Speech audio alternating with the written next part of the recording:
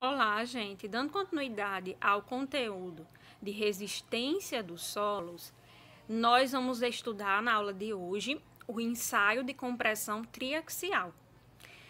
Como vocês observam aqui na imagem, né, o esquema desse ensaio, né, o equipamento do ensaio.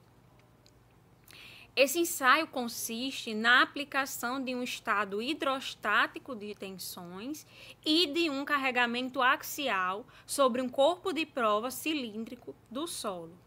O corpo de prova é colocado dentro de uma câmara de ensaio e envolto por uma membrana de borracha. Então, inicialmente a gente vai colocar esse corpo de prova aqui dentro do equipamento e ele está envolvido todo por uma membrana de borracha que tem a função de uniformizar, né, a aplicação dessas tensões. Os ensaios triaxiais são realizados em aparelhos constituídos por uma câmara cilíndrica de parede transparente, no interior da qual se coloca a amostra, envolvida por uma membrana de borracha muito delgada. A base superior do cilindro é atravessada por um pistão que, por intermédio de uma placa rígida, aplica uma pressão à amostra. A câmara cilíndrica é cheia com líquido, geralmente água, que se pode submeter a uma pressão sigma 3, que evidentemente atua também sobre a base da amostra. O que ele quis dizer com isso? Eu vou explicar para vocês aqui utilizando essa imagem, né, que mostra o esquema de ensaio.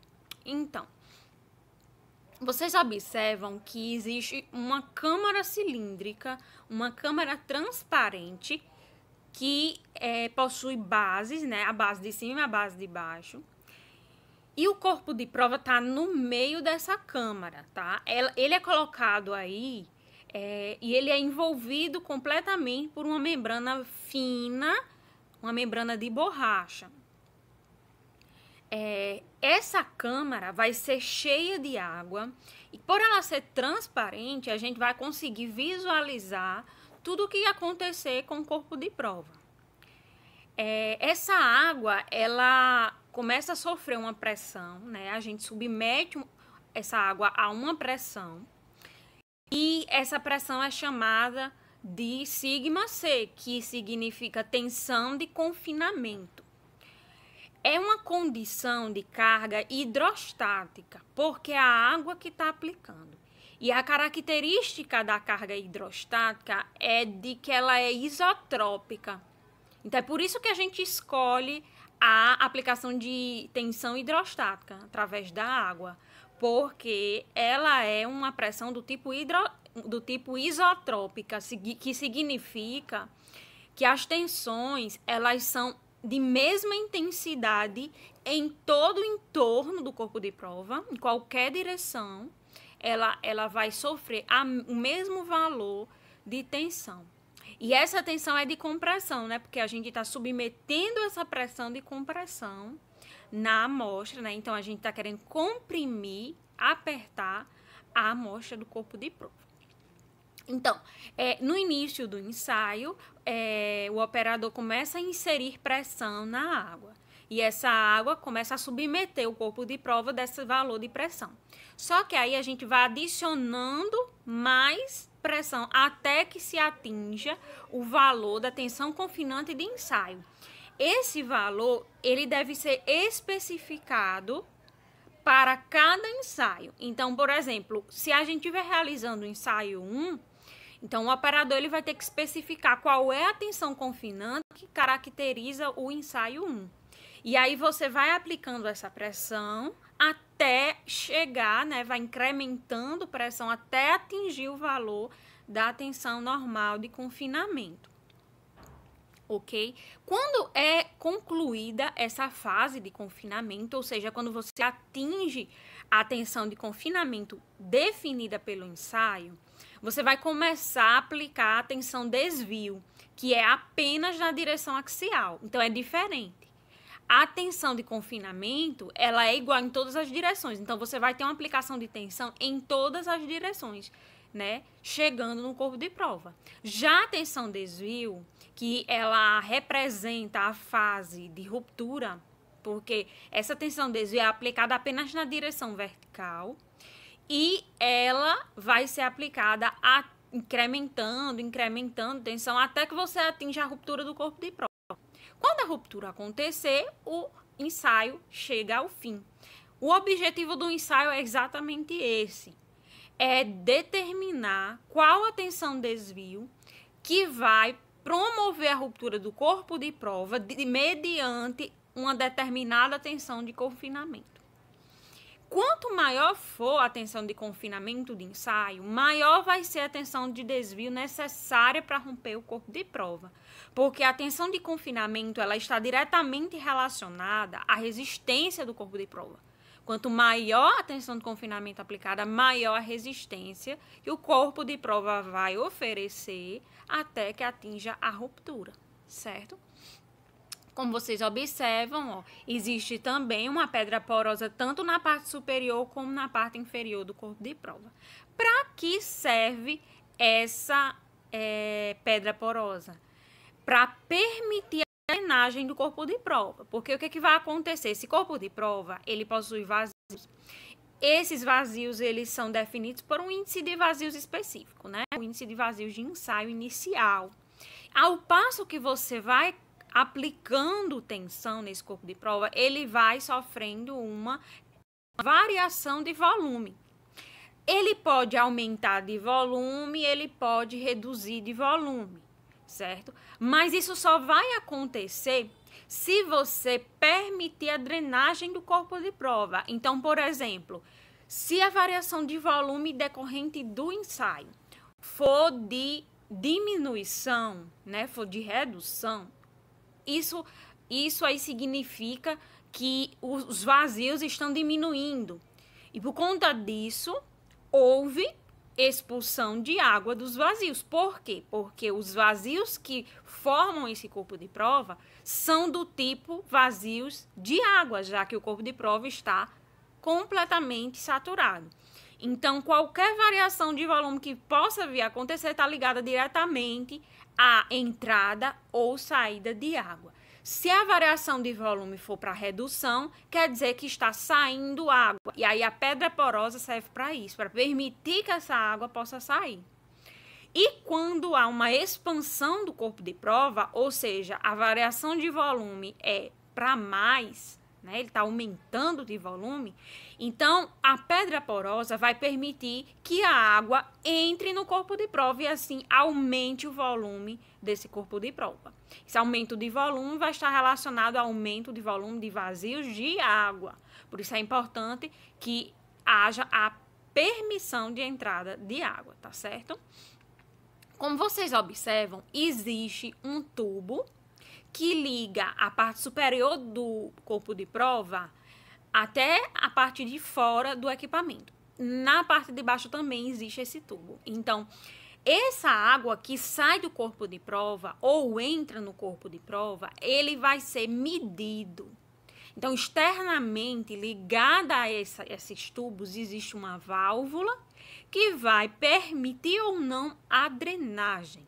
Se o ensaio for do tipo drenado, então você vai abrir a válvula. E aí você vai medir a quantidade de água que está entrando ou saindo do corpo de prova, que vai ser exatamente o volume, que é a variação de volume do corpo de prova. Agora, se o ensaio for do tipo não drenado, isso quer dizer que a válvula ela permanece fechada durante o ensaio e aí não é permitido nem a entrada nem a saída de água. Por causa disso, o corpo de prova não vai variar de volume. Ele pode sofrer variação de dimensões, mas de tal forma que o volume final permaneça o mesmo. Porque, por exemplo, se eu realizar um ensaio não drenado, de forma que eu não permita a variação de volume, porque eu não permito a saída de água, Mas na segunda fase do corpo de prova, professor, eu estou aplicando uma carga vertical nela e as consequências dessa carga vertical é que vai haver um deslocamento, uma deformação na direção vertical também. Então, isso vai promover uma variação de volume, não é, professor? Então, como é que pode, né, você dizer que não há variação de volume se sempre na fase 2 a aplicação de uma carga vertical vai promover um deslocamento vertical da amostra? Isso acontece, gente, porque no momento que você aplica essa tensão-desvio na vertical, vai haver sim uma variação de volume na dimensão vertical, só que nesse mesmo momento vai acontecer uma expansão das outras dimensões, certo? Então, isso vai provocar uma variação de volume igual a zero, né? Vai permitir que o volume se mantenha constante, porque eu não estou permitindo que a água possa sair do corpo de prova. Então, gente, resumindo aqui para vocês, ó, nessa imagem vocês estão vendo que a tensão confinante, que representa a fase 1 de ensaio, está sendo aplicada em toda a direção do corpo de prova. Em toda a direção, todos os pontos do corpo de prova, está chegando uma tensão de compressão. Então, essa é a tensão confinante, que tende a comprimir o corpo de prova em todas as direções, tá? Quando a tensão de confinamento é atingida, aí você vai para a fase 2, certo? A fase 2 pode ser drenada e pode ser não drenada, né? Você observa aí na segunda imagem que você tem... Deixa eu só dar um zoom aqui que fica melhor de vocês verem, ó. Você tem um indicador de pressão, esse indicador de pressão está ligado ao tubo, né, e à válvula, porque ele justamente vai conseguir medir a pressão que está sendo submetida ao corpo de prova. E você tem a válvula que vai permitir a passagem da água. Você observa que quando eu abri a válvula e apliquei uma tensão de compressão no corpo de prova, você observa aí a tensão confinante em todas as direções e lá em cima sendo aplicada a tensão de desvio só na vertical.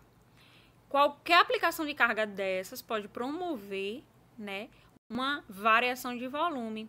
E aí, isso só vai ser permitido se essa válvula estiver aberta, tá?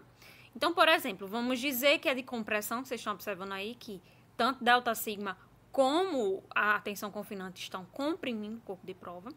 E aí você vai abrir a válvula, vai permitir que a água saia desse corpo de prova, por conta que o volume vai reduzir do corpo de prova.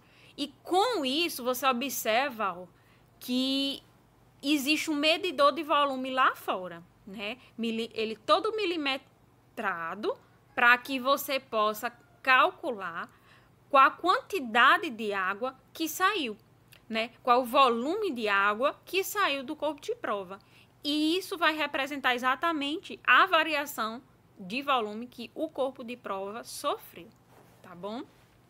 Nessa outra imagem aqui, você observa todos os itens, né? Existe o pistão, né? Que é através do qual ele tá tanto exposto, né, a parte externa do equipamento, como também ele atravessa a placa rígida, né? Como também ele atinge o corpo de prova. Aí ele atinge a placa superior do corpo de prova e essa placa vai distribuir uniformemente essa tensão nessa parte superior, né, na área superior do corpo de prova, tá?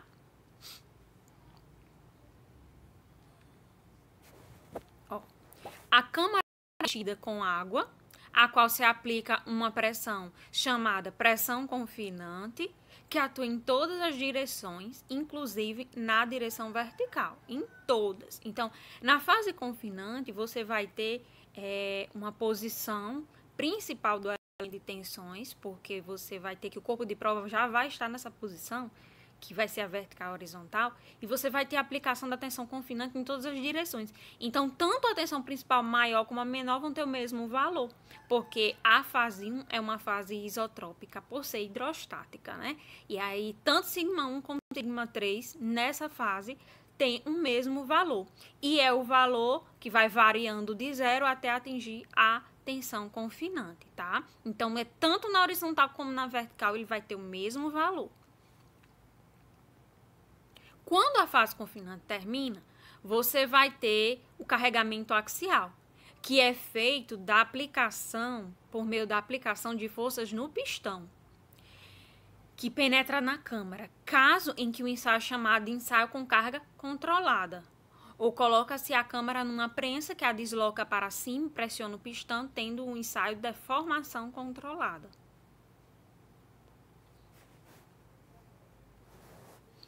A carga é medida por um anel dinamométrico externo ou por uma célula de carga intercalada no pistão.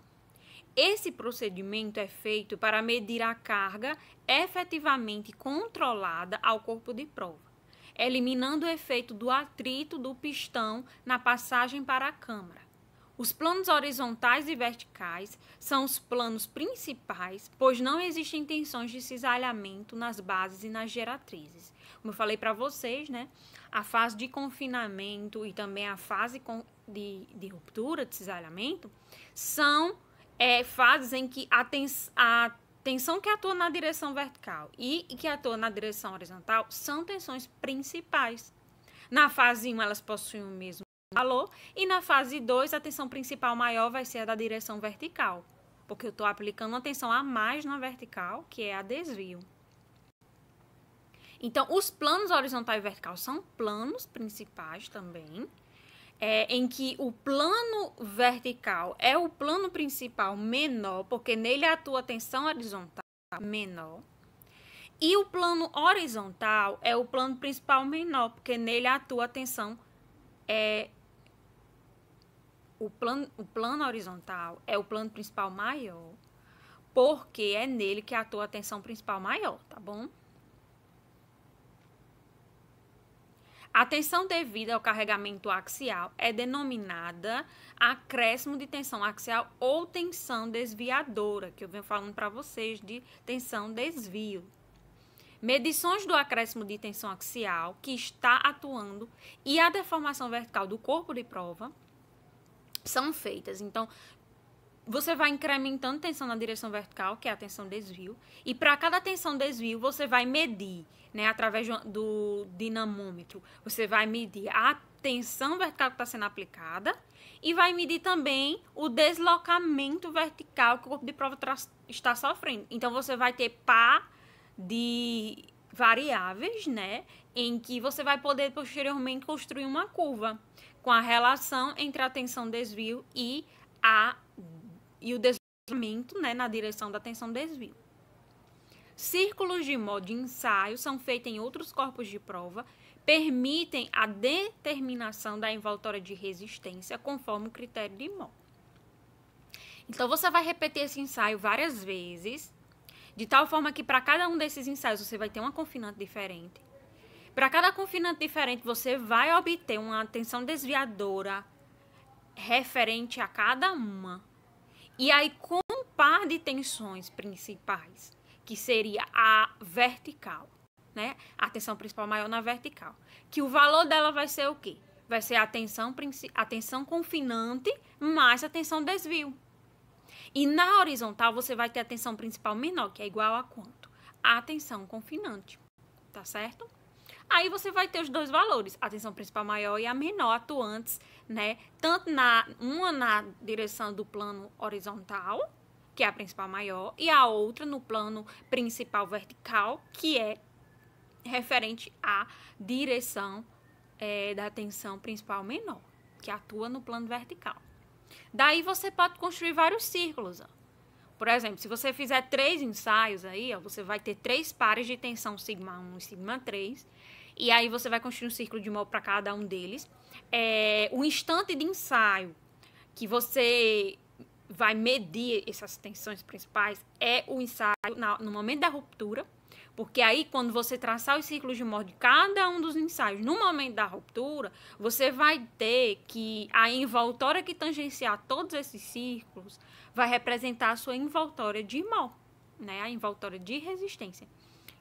Depois que você traçar essa reta tangente a todos os círculos na ruptura, você vai poder medir a inclinação dessa reta, que se chama φ, que é o ângulo de atrito do solo, e vai também poder determinar o C, que é a coesão do solo, que é justamente no momento em que essa reta envoltória de resistência tocar no eixo do cisalhamento. Aí você vai ter essa medida da coesão. Aqui é mostrando para vocês que, na realidade, a envoltória vai ser curva, né? Porque você não vai conseguir tangenciar exatamente uma reta, né? Que toque tangenciando todos os círculos. Então, você vai ter que aproximar essa curva, né? Transformar essa curva numa reta aproximada. E aqui eu trago um resumo. O estado hidrostático de tensões, quer dizer que você vai ter uma tensão confinante em todas as direções. E uma outra fase, uma segunda fase, que é a fase de carregamento axial, que você vai aplicar apenas a tensão desvio na vertical. O primeiro corpo de prova é envolto por uma membrana de borracha em uma câmara de ensaio cheia de água. E aí você aplica a tensão confinante através da pressão na água. Depois, na segunda fase, que é a fase de cisalhamento ou de ruptura, você vai aplicar esse carregamento axial através do pistão, ou pelo movimento ascendente de uma câmara, que seria por deformação controlada, né? Aplicando carga seria de tensão ou carga controlada, mas quando você impõe deslocamentos, aí você teria de deformação controlada. Aí a carga é medida por um anel dinamométrico ou célula de carga intercalada no pistão, quando você utiliza o ensaio do tipo deslocamento controlado, né? Deformação controlada. Aqui vocês observam que, novamente, né, sobre aquilo que eu falei, tanto a fase 1, que é a de confinamento, como a fase 2 de cisalhamento, pode ser drenada ou não. Nas solicitações drenadas, o corpo de prova vai adensar. Então, você tem que esperar esse corpo de prova adensar. Você vai esperar a consolidação do corpo de prova, ou seja, o excesso de poropressão atuante nele por conta da aplicação de carga ser totalmente dissipada para poder você realizar suas medições. Isso pode variar, né? Se for areia, se for argila, o tempo vai ser diferente. Na argila vai demorar, dependendo da permeabilidade da argila, do CV da argila, você vai ter o tempo que vai ser necessário para que esse corpo de prova venha a consolidar.